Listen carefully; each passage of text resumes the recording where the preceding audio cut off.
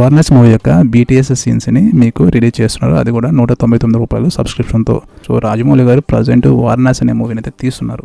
So ఈ movie 1300 కోట్ల బడ్జెట్తో అయితే రాబోతుంది. సో ప్రజెంట్ ఈ మూవీకి సంబంధించినటువంటి ఒక న్యూస్ అయితే సోషల్ మీడియాలో వైరల్ అవుతుంది.